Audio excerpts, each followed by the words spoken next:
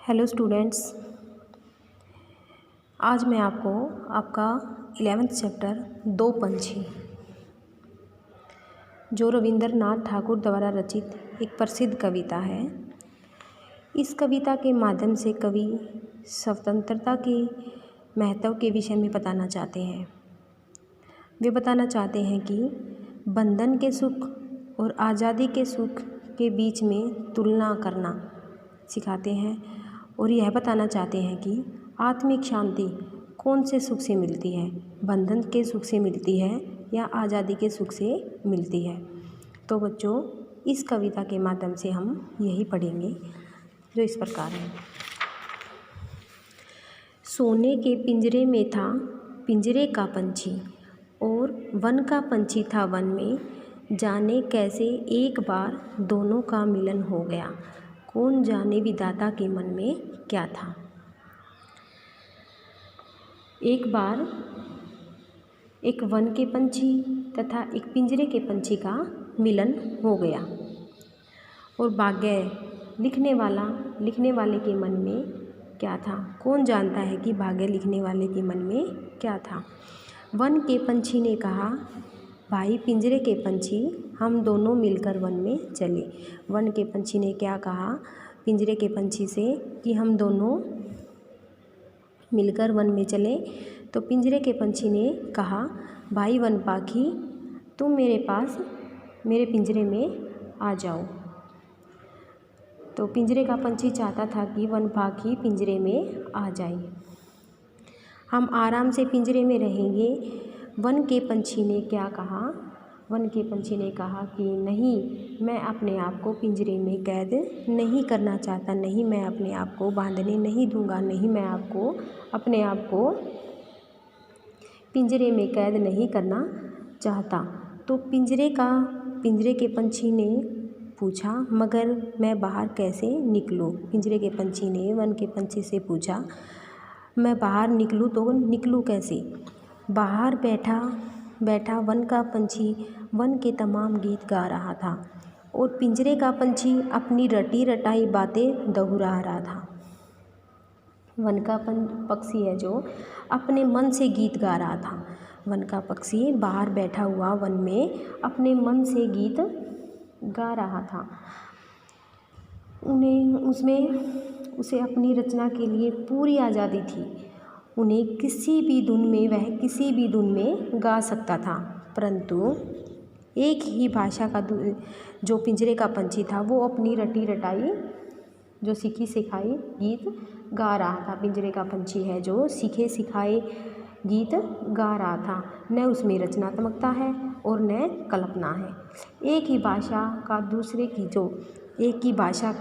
की भाषा से कोई मेल नहीं खा रहा था। मतलब जो दो पिंजरे का पंछी है और वन के पंछी की जो भाषा थी, उनकी दोनों की भाषा का मेल आपस में नहीं खा रहा था। वन का पंछी कहता है, भाई पिंजरे के पंछी, तनिक वह वन का गान सुनाओ। पिंजरे का पंछी कहता है, तुम पिंजरे का संगीत सीख लो।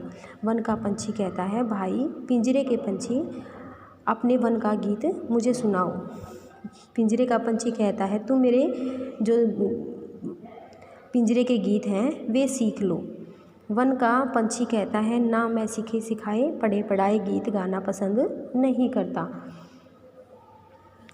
पिंजरे का पंछी कहता है, भला मैं जंगली गीत कैसे गा सकता हूँ। वन का पंछी कहता है, आकाश गहरा नीला है, खुला आकाश है, आप जहाँ पर भी चाहोगे वहाँ पर उड़ सकोगे, अपनी मर्जी का गीत गाओगे, उसमें रचनात्मकता होएगी, कल्पना से भरे गीत होंगे, उसमें कहीं कोई भी बाधा बंधन नहीं होगा।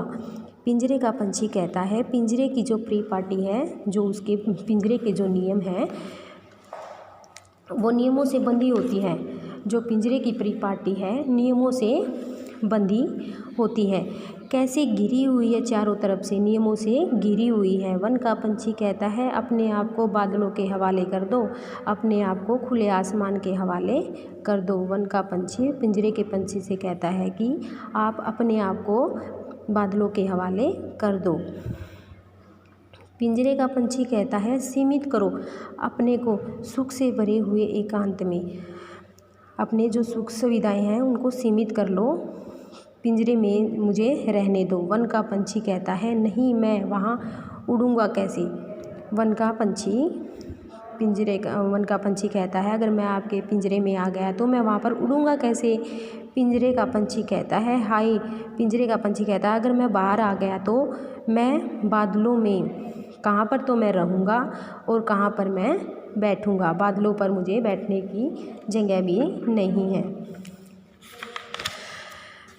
इस तरह दोनों एक दूसरे को चाहते तो हैं परंतु पास पास नहीं जा पाते। एक दूसरे को चाहते हैं परंतु एक दूसरे के पास नहीं आ पाते। पिंजरे की तिलियों में से एक दूसरे की चोंच छू छू कर रह जाते हैं। दोनों एक दूसरे को स्पर्श करके रह जाते हैं। चुपचाप एक दूसरे का टुकुर टुकुर देखते हैं। एकटक दोनों एक दूसरे को निहारते हैं। एक दूसरे को समझ नहीं पाते। दोनों एक दूसरे को देखते हैं परंतु एक दूसरे की भावनाओं को नहीं समझ पाते, न अपने मन की बात समझा पाते हैं। दोनों अलग अलग पंख फड़फड़ाते हैं। कातर होकर कहते हैं पास आओ। विवश होकर कहते हैं कि हम दोनों एक दूसरे के पास तो आना चाहते हैं। वन का पंछी कहता है नहीं, कौन जाने कब पिंजरे की खिड़की बंद कर दी जाए। पिंजरे का पंछी पिंजरे की सुख सुविधाओं का दास हो चुका होता है। उसे उड़ना तो आता है, न स्वतंत्रता से रहने की कोई चाह बची है। इसके विपरीत जो वन का पंछी है, वन पाखी है, वह सदा आज़ाद रहा है। वह पिंजरे की सुखों से ज़्यादा महत्व अपनी आज़ादी को देता है। इसलिए वे दोनों साथ तो रहना चाहते हैं पर एक दूसरे को समझ नहीं पाते हैं। वन का पंछी कहता है नहीं, कौन जाने कब पिंजरे की खिड़की बंद कर दे। और पिंजरे का पंछी कहता है हाय।